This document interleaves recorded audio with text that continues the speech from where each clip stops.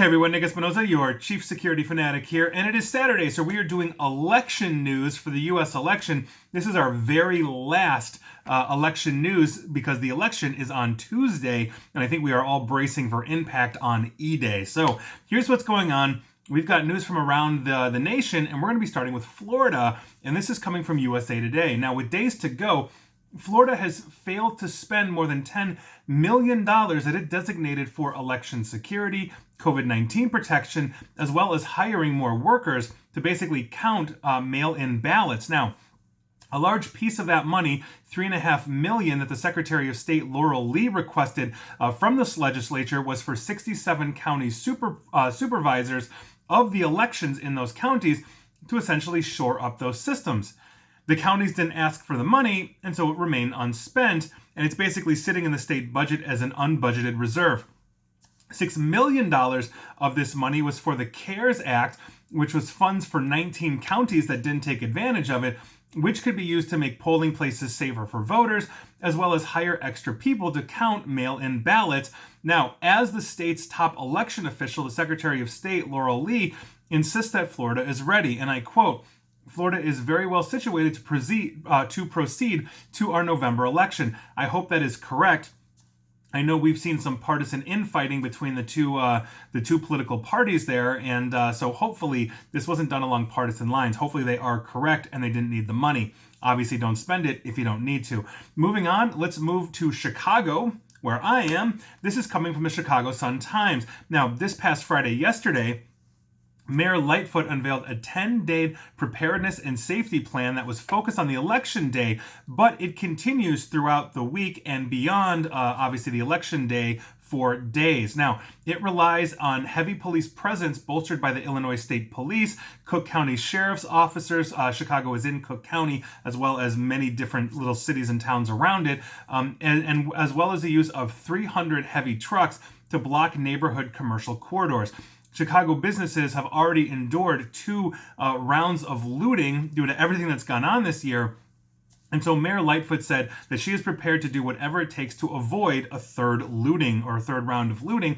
That includes, and I quote, "shutting down parts of the city or even the CTA, which is a public transit here, if need be." And to quote Mayor Lightfoot, "In the heightened days of June, when we were seeing massive protests, and many of those protests turning violent, we had people trying to take over buses. We had people trying to take over trains. The transit unions were reaching out to me in a panic and asking for us to do things that were necessary to protect its workers, including shutting down the transit." And so Chicago is obviously bracing for impact, and it seems like no matter who wins this election, whether it's President Trump or Vice President Biden, there's going to be protests somewhere, and so Chicago is not going to be taking any chances. Mayor Lightfoot is going into lockdown mode. Moving on, let's talk nationally about the Department of Homeland Security, and this is coming from the Washington Post. I found this really interesting. The Department of Homeland Security's Cybersecurity Division is mounting the largest operation to secure a U.S. election, aiming to prevent a repeat of Russia's 2016 interference and to ward off new threats posed by Iran and China. On Election Day, DHS's Security and Infrastructure Security Agency, or the CISA, will launch a 24/7 virtual war room to which election officials across the country can dial in at any time to share notes about suspicious activity and then obviously work together and collaborate to respond to any potential threats. The agency will also pass along classified information from intelligence agencies about efforts they detect from adversaries seeking to undermine the election and advise states on how to protect against such attacks. Now, to quote Matt Masterson, who is the CISA's senior cybersecurity advisor who helped in the last election's preparedness, "I anticipate possibly thousands of local election officials coming in to share information in real time, to coordinate, to track down what's real and what's not, separate fact from fiction on the ground. We'll be able to sort through what's happening and identify, is this a typical election event or is this something larger?" Now, the operation will run for days or potentially weeks until the winner of the presidential election, as well as all of the other races, essentially are cleared out and understood, and it will run potentially until election the election is formally certified in December. People don't realize that even though the votes are counted on election day and typically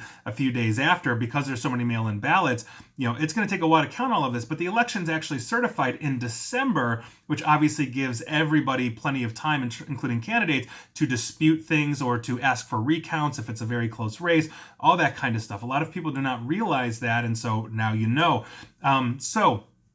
He also said, Mr. Masterson said, we'll remain stood up until the election community tells us, okay, we're good, you can stand down. Now, the wide-ranging operation is essentially a culmination of 4 years during which the CISA has grown from essentially a very small subset of the Department of Homeland Security as an agency and was pretty much unknown outside of Washington and cybersecurity circles to essentially a major federal government liaison because they're now a nationwide ecosystem of officials that are helping to secure the election, and hopefully they're going to be on the ball. It seems like they are. I'm very glad they're there, especially when we are talking about cyber warfare. And finally, we need to discuss a cybersecurity matter that has directly impacted the Trump for President campaign.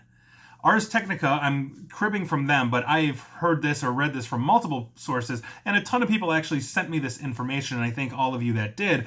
But attackers have stolen $2.3 million from the Wisconsin Republican Party or Wisconsin GOP that was intended for use in the president's re-election campaign, and this is according to officials talking to the Associated Press this past Thursday. Now, the state party has said that it noticed suspicious activity about a week ago prior to that, and contacted the FBI a week ago Friday. Andrew Hitt, who is the chairman of the Wisconsin Republican Party, says that essentially the attacker, or rather this theft, puts the Trump campaign at a disadvantage in the state. He told the AP that the party planned to use that money for last-minute needs in the final days of the race, including advertising. The theft was accomplished essentially by tampering with invoices that were submitted to the party from 4 different vendors that were supplying things to the GOP. The modified invoices directed the state GOP to send money to accounts that were controlled by the attackers, and the hack apparently began as a phishing attempt. And again, this is according to GOP Chairman Hitt in Wisconsin. Now, Wisconsin is considered obviously one of the most important states in the election on Tuesday. President Trump, then candidate Trump, won the presidency in 2016 by flipping that state, as well as other states in the Midwest, including Michigan and Pennsylvania. So this is a very huge thing. And so if this money was going to be used for advertising for a last-minute push, that obviously puts them at a serious disadvantage, and I'm wondering if the national GOP will step in and send money in that direction to Wisconsin. But those are your quick hits for election security news.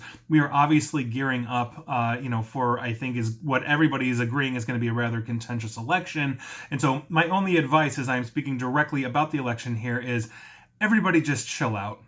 We all have to live together. I don't care who you believe is the better candidate, what you believe in, and all of that. At the end of the day, we all have to live together in some way, shape, or form. And so there is no real, I think, red or blue states. I think we're all purple in that sense where, I've got plenty of neighbors where I'm seeing, signs for both candidates and all of that. And we're not burning our neighborhoods down. So everybody, please chill out. I think if we can get through this election and we can accept the results of the election, no matter who that candidate is, I think we can basically start righting the ship from what is a contentious election or a possibly deeply disputed election. I think it's just an important thing. And the fabric of what has held America together for so long is a free and fair election. And if we are undermining that or eroding that in any way, shape, or form, whether it's bad information, fake news, or simply the refusal to accept results in some way, shape, or form, when we have just consistently seen no real malfeasance in actual ballot totals, for decades or centuries at this point, I think it's just something that we all need to step back, take a breath, and understand that while we may disagree with our neighbors, we're all in this together. So that is my 2 cents adding to the election security news. So please, just be excellent to each other. And please go vote. And please like, share, follow me here on Facebook and Twitter at NickAESP. And please feel free to subscribe to me at YouTube as well. And as always, stay safe and stay online. And please, once again, go vote. Thanks, everyone.